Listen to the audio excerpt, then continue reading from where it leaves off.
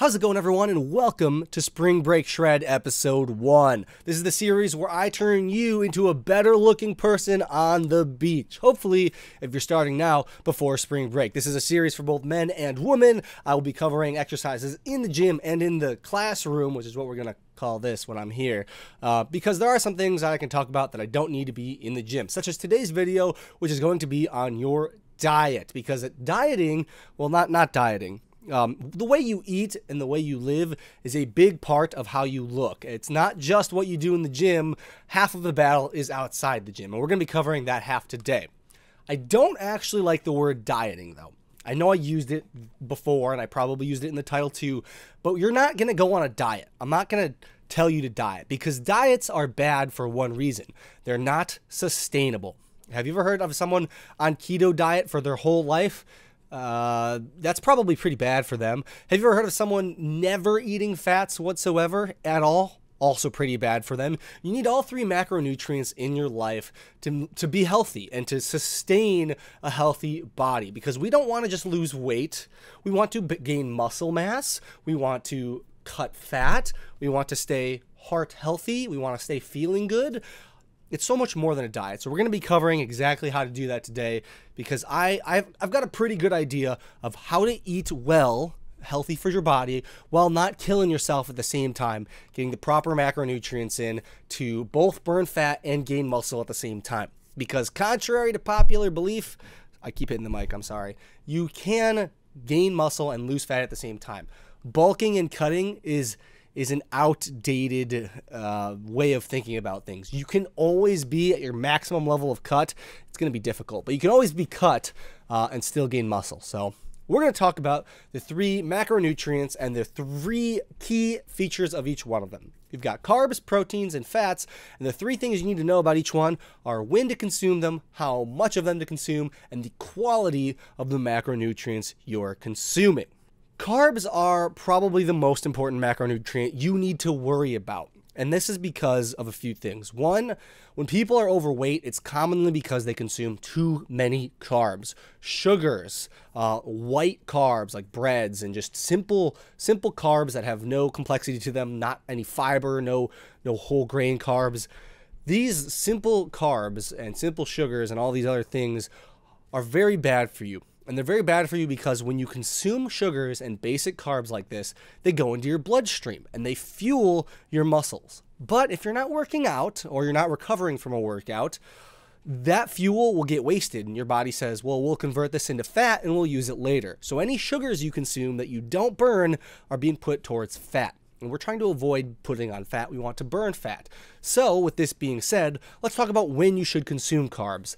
Most of your carbs throughout the day should be before or after your workout. Before the workout, because you'll likely burn them off in your bloodstream before they are turned into fat. It'll also help improve your workout, make your workout not easier, but you'll have more energy to get through it. You'll improved endurance and all these other things. And after your workout, because your muscles are now starving, they want these sugars to refuel after the hard workout you've done. So consuming some sugars before or after a workout is a pretty good idea. That's the best time to get all of your sugars in. And then any meals that aren't around workouts should be, like if you work out in the morning, your dinner should have complex whole grain carbs and not a lot of sugars. Carbs with low glycemic indexes, or sugars, I mean, with low glycemic indexes. So keep that in mind. Before and after a workout, that's when most of your sugars and carbs should be consumed. And away from your workout, that is when you should be consuming wholesome, good carbs, as well as a lot of protein, a lot of fat. We're going to talk about those macros in a second, and I'll give you an overview. As far as quality of your carbs, that's also important. By quality, I mean the types of carbs you're getting. Carbs come from a lot of different sources. Like I said, there's white bread, there's whole grain bread, there are fruits, and there are candy bars. And I'm sure you know what the better of these choices are. You want the most whole grain, carbs you can get possible, as well as sugars that are from the most natural sources possible. That doesn't mean Fiber One bars. That does not mean Cliff bars or protein bars or any of that nonsense. That means sugars directly from the apple, from the banana, from the kiwi, if you're interested in that. Fruits and vegetables. Those fresh fruits and vegetables are the best pre and post workout you can get. Trust me on that one. That's going to be the best for you towards getting your goal. It also helps in satisfying you. Fruits are very naturally sweet, but the sugars that are in them are much better for you. They're less processed. So as far as how many you should consume, you should be consuming about 50% of your calories, half total, in carbs. So that's just a general what I like to do. You may find it different. You can look up people that will say differently. I say 50% of your carbs should be, 50% of your calories should be carbs. Protein is the macronutrient we all care about, us bodybuilders, because, well, what would a bro be without his protein shake after his workout, am I right? Protein's great. Protein is great and all, but the thing about protein is there isn't actually much to talk about here, because most people meet and exceed the amount of protein they need daily when they try to, which means if you're having a protein shake, a whey protein shake after your workout, which is a good quality protein, you're getting a lot of protein. If you're taking a casein shake before bed, different type of protein that digests slowly, you're getting even more protein. If you're eating chicken and lean meats, which are good quality proteins, in general, you're going to be hitting your protein requirement. You can't really go too much on protein. You can't really overdo it. I know there are studies that say, like, yeah, you can have too much protein and it's bad for you. But generally, it's hard to overload way too much on protein to where it becomes a problem. What I say is try to get 30% of your calories every day in the form of good quality proteins. That means, like I said, whey protein directly after you work out, casein protein directly before bed, lean meats, not lunch meats. I'm talking other meats. Lunch meats are bad for you because they have lots of salt, which bloats you and makes you look like filled with water, because you are. Beans are a great source of protein. Natural greens, some of them have good amounts of iron and protein in them as well. So keep that all in mind.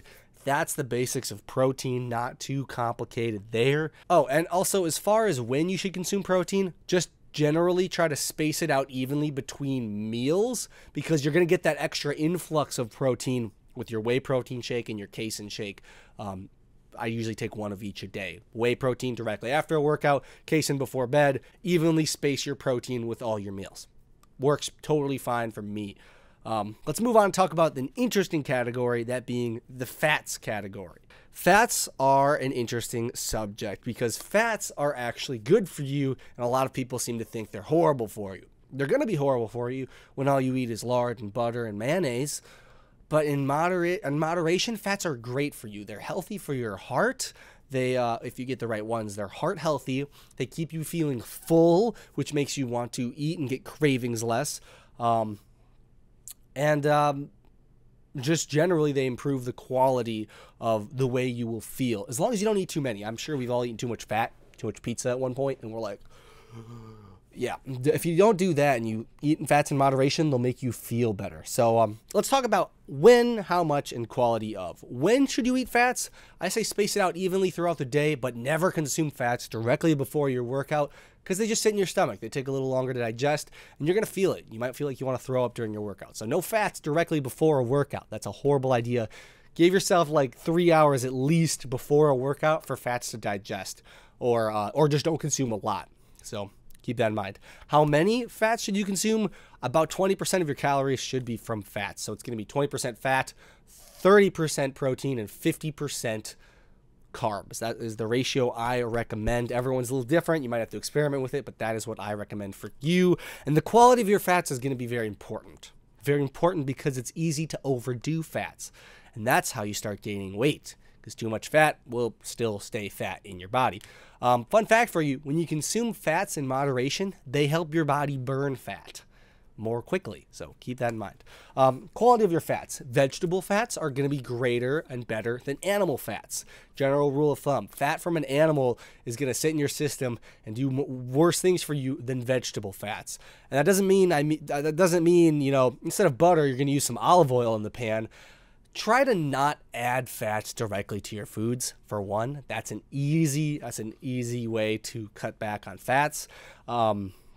Nut fats are great, like peanuts, almonds. Cashews aren't as good for you, but they're still kind of good for you. Those are very good fats for you. You got to keep in mind, though, peanuts are very calorie dense. One handful of peanuts, if you grab a big one, can be over 1,500 calories. That's more than 3/4 of most people's daily amount.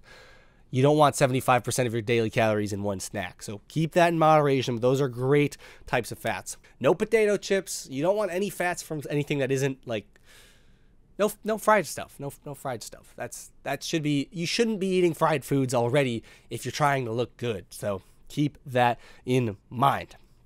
Hopefully we covered everything there. I'm a little rambly. Let's talk about how many calories you should be consuming a day. How many calories a day? And I'm not going to give you a number for this because every single person's different. What I recommend you do is you look up a calculator. There are tons of fitness calculators out there. Pick your favorite website. Do a Google search. Fitness calculator. How many calories to lose weight? And what I would do is I would take 3 or 4, compare them, see what they all have to say, make sure they're all fitness ones, not just general person ones, because you're an athlete. You're going to be in the gym. I recommend looking up how many calories they say to consume a day and then using my ratio that I gave you. 30% protein, 20% fat, 50% carbs, and try to evenly, try to space out what you eat when you eat it as I directed as much as you can.